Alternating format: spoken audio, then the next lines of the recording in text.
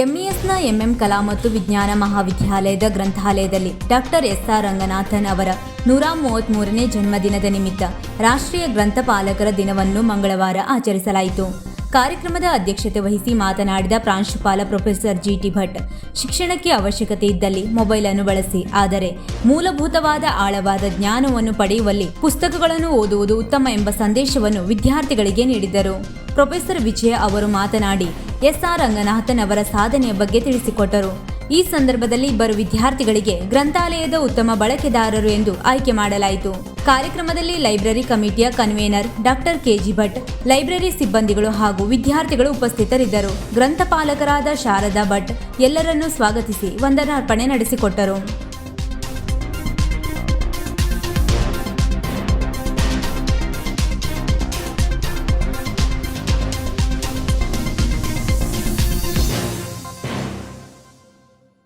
ವೀಕ್ಷಕ ಮಹಾಪ್ರಭುಗಳೇ, ನಮ್ಮ ಚಾನಲ್ ಅನ್ನು ಸಬ್ಸ್ಕ್ರೈಬ್ ಮಾಡಿ, ಶೇರ್ ಮಾಡಿ, ಪ್ರೋತ್ಸಾಹಿಸಿ.